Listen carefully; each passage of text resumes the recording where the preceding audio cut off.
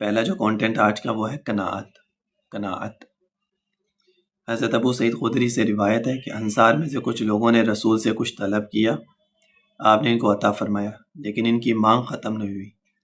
انصار یعنی مدینہ والے، انہوں نے کچھ آپ سے مانگا، آپ نے ان کو عطا فرما دیا، لیکن ان کی مانگ جو ہے وہ ختم نہیں، انہوں نے پھر دوبارہ آپ کو طلب کیا کہ ہمیں اور چیز چاہیے، اور انہوں نے پھر طلب کیا، آپ نے پھر ان کو عطا فرما دیا، یہاں تک کہ جو کچھ آپ کے پاس تھا وہ سب ختم ہو گیا اور کچھ نہ رہا۔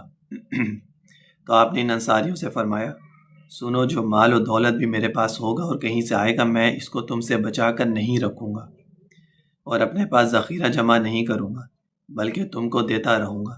لیکن یہ بات خوب سمجھ لو کہ اس طرح مانگ مانگ کر حاصل کرنے سے آسودگی اور خوش عیشی حاصل نہیں ہوگی، بلکہ اللہ تعالیٰ کا قانون یہ ہے کہ جو کوئی خود عفیف بننا چاہتا ہے، یعنی دوسروں کے سامنے ہاتھ پھیلانے سے اپنے کو بچانا چاہتا ہے، تو اللہ تعالیٰ اس کی مدد فرماتا ہے اور سوال کی ذلت سے اس کو بچاتا ہے، اور جو کوئی بندوں کے سامنے اپنی محتاجی ظاہر کرنے سے بچنا چاہتا ہے، یعنی اپنوں کو بندوں کا محتاج اور نیاز مند بننا نہیں چاہتا، تو اللہ تعالیٰ اس کو بندوں سے بے نیاز کر دیتا ہے۔ انصار مدینہ والے تھے نا، وہ آپ صلی اللہ علیہ وسلم کے پاس آئے، انہوں نے کچھ چیز طلب کیا آپ سے، آپ نے دے دیا، پھر دوبارہ طلب کیا، پھر آپ نے دے دیا، پھر طلب کیا، پھر آپ نے دے دیا۔ آپ نے فرمایا کہ میرے پاس جو کچھ بھی تھا وہ میں نے سب تمہیں دے دیا، آئندہ بھی میرے پاس اگر کچھ آئے گا تو وہ بھی میں تمہیں دے دوں گا، لیکن یہ چیز اللہ کو پسند نہیں ہے کہ آگے ہاتھ پھیلانا۔ اگر تم یہ چاہتے ہو کہ تمہیں کسی اللہ تعالیٰ کو سوال کرنا، کسی سے مانگنا، یہ چیز اللہ کو پسند نہیں ہے۔ اللہ کو ہمیشہ دینا پسند ہے، لینا مانگنا لوگوں سے وہ اللہ کو پسند نہیں ہے۔ اور جو شخص زیادہ مانگتا رہے گا ہر وقت لوگوں سے، تو اللہ تعالیٰ اس کو محتاجگی دے دے گا، اللہ تعالیٰ اس کو محتاج بنا دے گا اور اس کے اوپر پریشانیاں وغیرہ آئیں گی۔ تو اللہ تعالیٰ اس کو بندوں سے بے نیاز کر دیتا ہے، اور جو کوئی کسی کٹھن موقع پر اپنی طبیعت کو مضبوط کر کے صبر کرنا چاہتا ہے، اور اگر کبھی کوئی مشکل وقت آتا ہے اور انسان اس وقت اپنے پیشنس رکھتا ہے، صبر کرتا ہے، اور اللہ تعالیٰ کے آگے ہی جھکتا ہے، انسان کے آگے نہیں جھکتا، تو اللہ تعالیٰ اس کو صبر کی توفیق دے دیتا ہے، اور صبر کی حقیقت اس کو نصیب ہو جاتی ہے، اور کسی بندے کو بھی صبر سے زیادہ وسیع کوئی نعمت عطا نہیں ہوتی۔ تو جب کبھی مشکل وقت آئے تو لوگوں سے مانگنے کے بجائے انسان اللہ تعالیٰ سے مانگے، اور اگر کوئی چیز نہیں مل رہی تو اس کے اوپر صبر کرے، کیونکہ اللہ تعالیٰ صحیح وقت میں وہ چیز انسان کو عطا فرما دیتے ہیں۔ حضرت انس، ابو امامہ و ابن عباس و علی رضی اللہ تعالیٰ سے مجموعاً مرفوعاً روایت ہے، یعنی سب ہی اس کے راوی ہیں۔ حضرت علی بھی راوی ہیں، حضرت ابن عباس بھی راوی ہیں، حضرت انس بھی راوی ہیں، حضرت ابو امامہ بھی راوی ہیں۔ راوی کا مطلب کیا ہوتا ہے؟ روایت کرنے والا۔ جو میرے نبی نے بات فرمائی ہوتی ہے اسی بات کو آگے لوگوں تک پہنچانا، اس کو راوی کہتے ہیں، روایت کرنا کہتے ہیں۔ یعنی میں نے آپ کے سامنے کوئی بات کی، آپ نے میری بات کو آگے اپنے دوستوں میں، فیملی میں، رشتہ داروں میں بتایا، تو اصل بات کرنے والا میں ہوں، آپ میری بات کو آگے پہنچانے والے، تو آپ راوی ہو گئے، اس کو روایت کرنے والے ہو گئے، ٹھیک ہے۔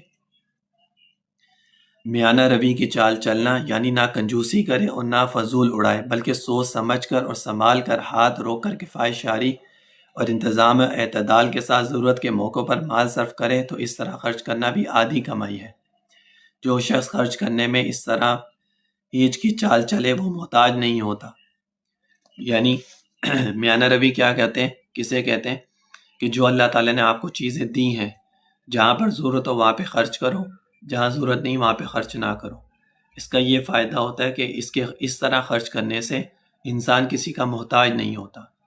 لیکن اگر میرے پاس کچھ پیسہ آیا، مال آیا کہیں سے، اور میں نے اس کو بلا سوچے سمجھے میں نے اس کو خرچ کر دیا، تو پھر ایک ٹائم ایسا آتا ہے کہ انسان محتاج ہو جاتا ہے، پھر اس کے بعد مال بچتا نہیں ہے۔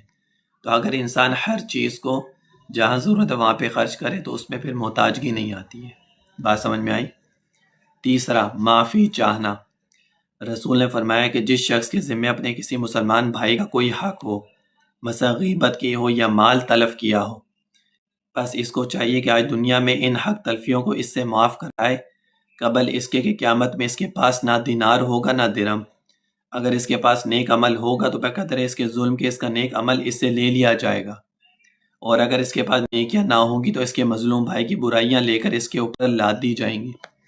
اگر آپ نے دنیا میں کسی کو تکلیف پہنچائی ہے، کسی کی غیبت کی ہے، کسی کے اوپر ظلم کیا ہے، کسی کا حق مارا ہے، یا کوئی بھی اس طرح کی چیز کی ہے، تو دنیا میں ہی اس چیز کو اپنے اوپر سے ختم کرا لو، ورنہ قیامت والے دن اللہ تعالیٰ نہ درہم چلیں گے نہ دینار، اور اگر آپ کی جو نیکیاں ہیں وہ اس کے اوپر ڈال دی جائیں گی، آپ کی نیکیاں جس کے ساتھ آپ نے زیادتی کی ہوگی اس کے کھاتے میں ڈال دی جائیں گی، اور اگر آپ کے پاس نیکیاں نہیں ہوں گی تو اللہ تعالیٰ جو اس کے اوپر ظلم کیا ہوگا، جو اس کے گناہ ہوں گے، وہ آپ کے کھاتے میں اللہ تعالیٰ ڈال دیں گے۔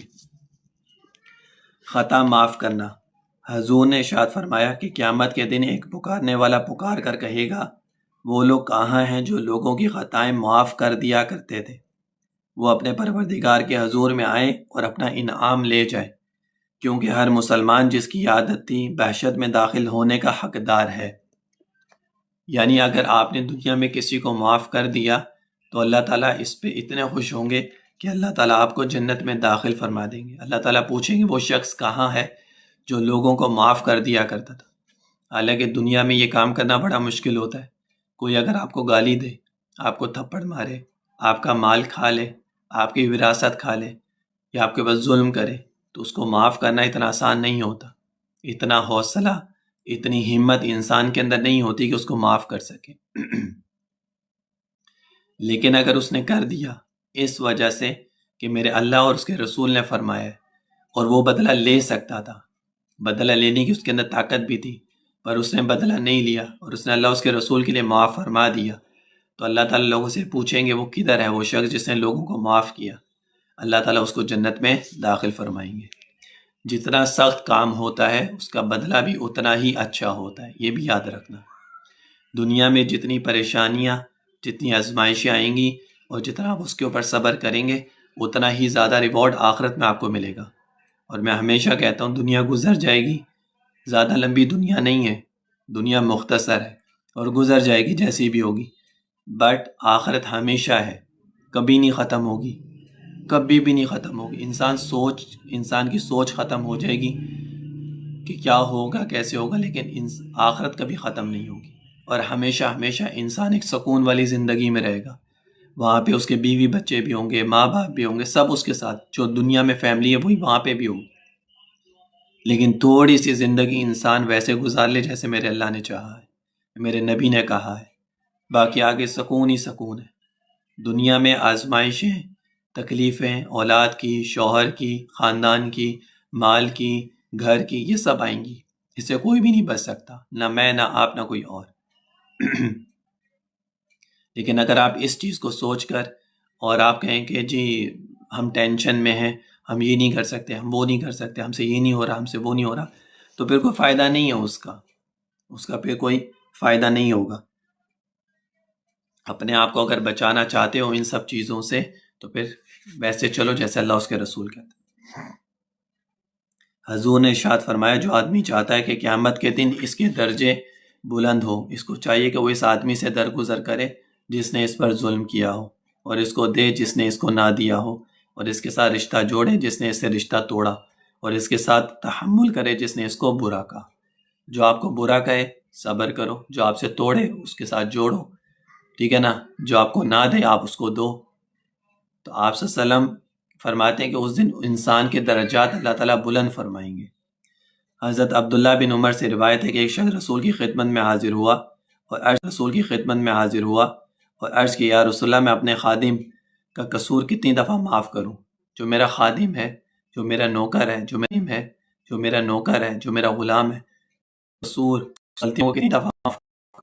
آپ نے اس کا کوئی جواب نہیں دیا اور خاموش رہے۔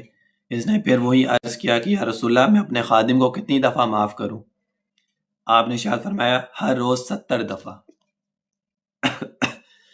ہر روز کتنی دفعہ؟ 70 دفعہ۔